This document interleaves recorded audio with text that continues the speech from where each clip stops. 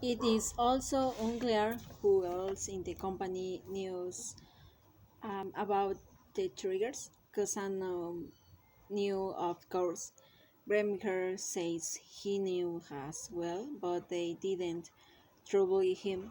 At the time, the business was so small, and besides, he got a triple A, but almost nobody else at AIG offers to have know about them. Not AIG risk managers, not the executives who oversaw Casano and FB, and not other FB executives.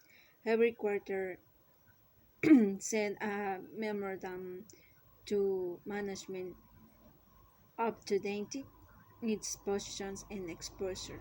The collateral calls were never a part of those memos. According to former AIG executives, I don't think Joe ever really focused on them. It was just another facet of the deal, says the executives. Casano and Frost appear to have assumed it was simply not possible that they would ever have to put up collateral in the days when Sachin and Ten Savage had run. It is likely that the collateral trades would have been discussed openly with FP and the AIG executive suite, but Casano's FP was a much more secretive place. For near AIG executive sites, they had to practically conduct interrogations to bribe even the most mundane information out of FP. It wasn't until 2007 when Casano acknowledged the collateral triggers on a conference call with investors that most AIG executives first found out about them. It was startling news, says a former trader. It was the stupidest thing we ever did. By the time was getting into the multi-sector CDO's business, Hank Grevenker was in this late several. He still didn't have a succession plan. He still ruled AIG with iron fists, and he was still heralded as the great man of modern insurance.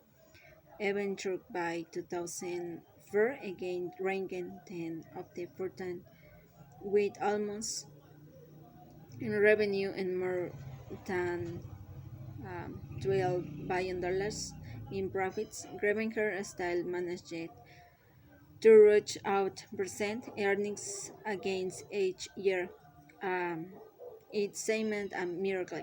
However, the increased cases of AIG remained largely in Hank Grevenker had, and those 100 cases had become truly bewildering beyond the ken of most were mere mortals.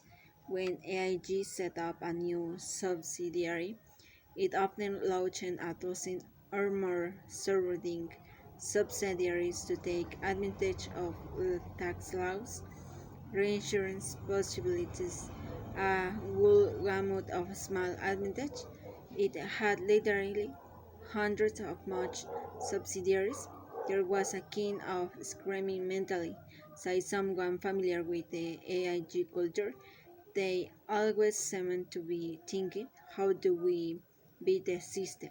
Most CEOs have maybe a half dozen top executives reporting directly to them. Greenbaker had nearly 30 direct reports.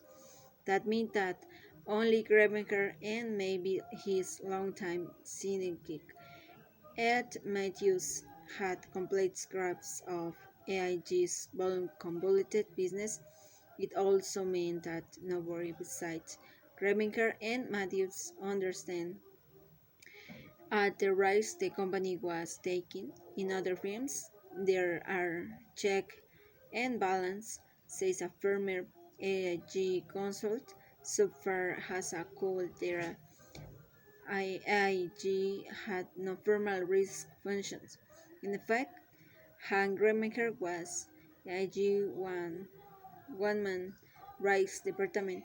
Hank ran the company unlikely any other 20th century company, says another AIG consultant.